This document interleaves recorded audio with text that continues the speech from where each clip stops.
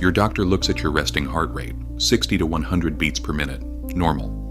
What the clinical guidelines don't tell you, because most of them haven't caught up with the data, is that normal conceals a gradient, and at 80 beats per minute, still within that range, still labeled normal, a meta-analysis of 45 prospective cohort studies shows your coronary artery disease risk is 30% higher than someone sitting at 58. Same label, different risk. Resting heart rate. The number your cardiovascular system produces every second of every day, including right now. It is the baseline cost of staying alive. And across decades of population research, one pattern has emerged with unusual consistency. A higher rate costs more than most people realize. A meta-analysis of 87 prospective studies found that each 10 beat per minute increase in resting heart rate is associated with 17% higher all-cause mortality risk. And the strongest signal in that entire dataset is heart failure, 18% higher risk per 10 beat increment. The Framingham Heart Study confirmed this independently. 4,000 participants, 20 years of follow-up. Resting heart rate was associated with 32% higher heart failure risk per standard deviation increase after adjusting for physical activity, blood pressure, diabetes, and smoking. In a community-based sample of otherwise healthy adults, you have a resting heart rate. After this episode, you will know exactly where yours sits and what the evidence says to do about it. 3 questions. Is there a specific number, not a range, where resting heart rate crosses from acceptable into elevated risk territory? If your number is high right now, what is the most evidence-supported intervention to bring it down? And how fast does it actually work? And why does resting heart rate fall when you get fit? And does that mean lower is always better? 2 independent Tier 1 meta-analyses cover this territory. Aune and colleagues synthesized 87 prospective studies. Zhang and colleagues analyzed 45 cohort studies with restricted cubic spline dose-response methodology. From Zhang's categorical analysis, relative to resting heart rate below 60 beats per minute, 60 to 70 carries no statistically significant elevation in coronary artery disease risk. 70 to 80 carries 8% higher risk. Above 80, still within the 60 to 100 normal range, that figure reaches 30% higher. Aune's analysis adds a mortality dimension. Every 10 beats per minute above 60 associates with approximately 17% higher all-cause mortality across 48 studies. The gradient is continuous. There is no safe plateau within the normal range. Both numbers, 60 and 80, are clinically normal. Only one of those statements is actionable. Stop. Before we go further, do you actually know your resting heart rate? Not a wearable estimate, but before you got out of bed this morning, measured properly. Most people watching this do not have that number. The measurement section is coming. Hold that question. A reasonable challenge to every resting heart rate mortality study. Elevated RHR simply marks a sedentary lifestyle. If true, resting heart rate is only a fitness proxy, nothing more. The Copenhagen Male study tested this directly. 2,798 men, 16 years of follow-up, cardiorespiratory fitness measured by bicycle ergometer VO2 max. Objective measurement, not self-reported.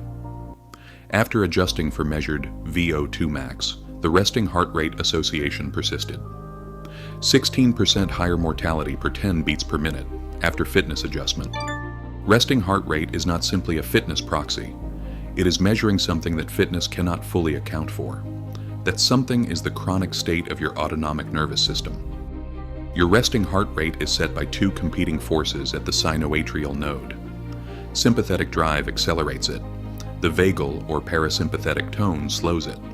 In a well-adapted cardiovascular system, parasympathetic tone dominates at rest. The heart runs slow and efficient. In a chronically stressed or sedentary system, sympathetic tone rises.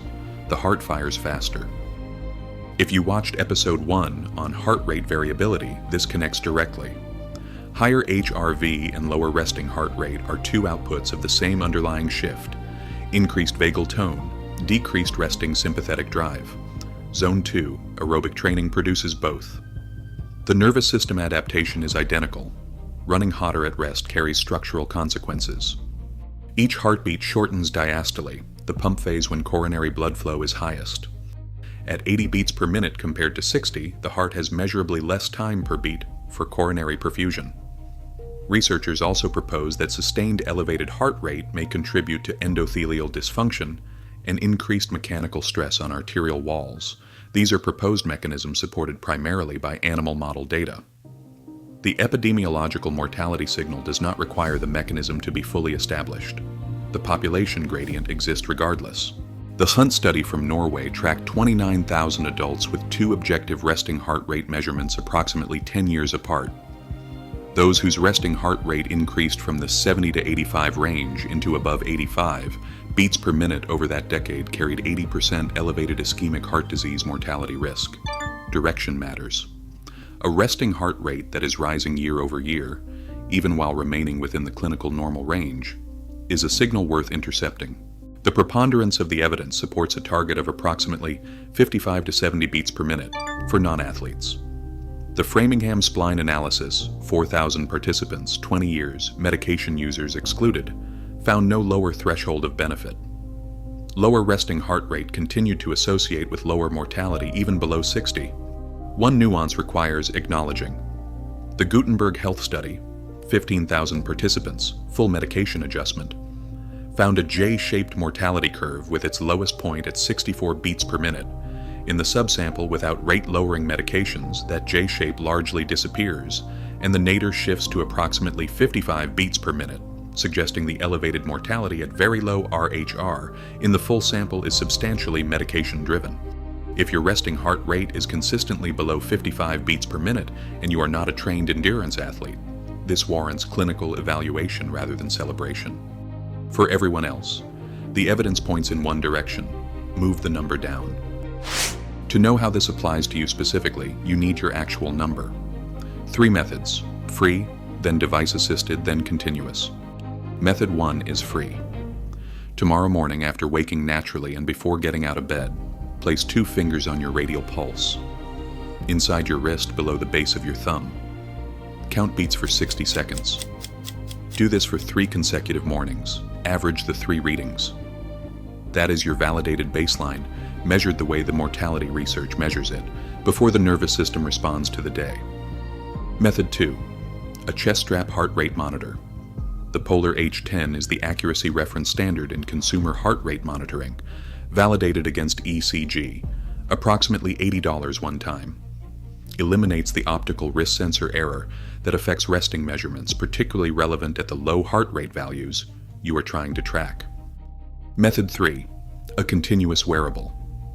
A Whoop or Garmin device provides longitudinal trend data rather than single-point measurements. The clinical value is not in any one morning reading. It is in the direction of the trend over weeks and months.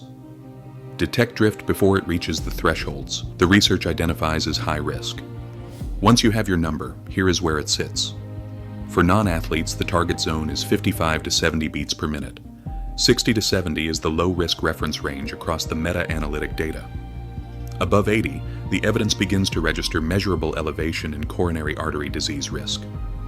Above 85, the Hunt temporal data shows that getting there from a lower baseline carries significantly elevated ischemic heart disease mortality risk. Now you know the track. It's time to look at the stack. Here is what to do with your number. 3 tiers representing different lifestyle interventions. Free, $50, $200. The free tier. 2 actions. The measurement protocol from the testing section, 3-day morning average, is the first. You now have a baseline. The second action, 150 minutes per week of Zone 2 aerobic activity, brisk walking, cycling, swimming. Zone 2 is the intensity where you can speak in short sentences, but could not hold a sustained conversation, and could not sing. That is the practical field test. The Reimers meta-analysis of 215 controlled trials found that endurance training at this intensity reduces resting heart rate by approximately 4 to 6 beats per minute over 12 weeks. Individuals with higher baseline resting heart rates show larger reductions. The data confirm a significant correlation between elevated baseline RHR and greater exercise-induced reduction. No equipment, no cost. Tier 1 evidence. Retest with your 3-day morning average at 90 days. If the number has not moved, the protocol needs to change before the tool does. The $50 tier. A chest strap heart rate monitor, the same Polar H10 from the measurement section. One-time cost approximately $80. The problem it solves: Zone 2 training requires knowing your actual real-time heart rate. Optical wrist sensors carry meaningful error at low intensities, precisely where Zone 2 operates. A chest strap gives you the accurate signal the free protocol requires and connects the measurement tool directly to the intervention tool. Pair it with any structured Zone 2 training plan. The meta-analysis data are from controlled endurance training programs. Precision execution of the free tier is what this tool provides. The $200 tier. Continuous wearable monitoring combined with an annual cardiovascular biomarker panel. A Whoop or Garmin device provides longitudinal RHR trend data over weeks and months. The value is directional drift detection, identifying a rising trend early, before it reaches the 85 BPM threshold, where the Hunt cohort data begins to register significantly elevated ischemic heart disease risk. Pair that with an annual cardiovascular biomarker panel, inside tracker, or function health. Resting heart rate tells you that something may be wrong with your autonomic baseline. A biomarker panel, high sensitivity CRP, lipid fractionation, metabolic markers, begins to tell you why. Combined cost approximately $75 to $100 per month. The verdict. Resting heart rate. Evidence quality, 4 out of 5 stars. 2 Tier 1 meta-analyses for the Mortality Association. 1 Tier 1 meta-analysis for the exercise intervention. The mortality data is cohort level. No randomized trial has directly tested resting heart rate reduction as a primary mortality endpoint. Retest time frame, 90 days. Free tier. 3-day morning pulse average, combined with 150 minutes per week of Zone 2 aerobic activity. $50 tier. Chest strap heart rate monitor for precision Zone 2 training. $200 tier. Continuous wearable plus annual cardiovascular biomarker panel.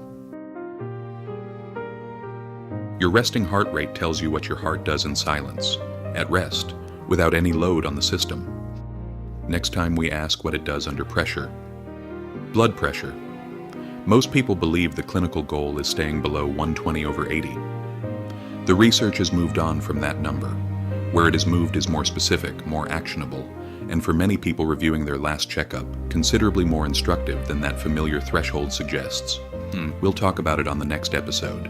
Subscribe so you don't miss it.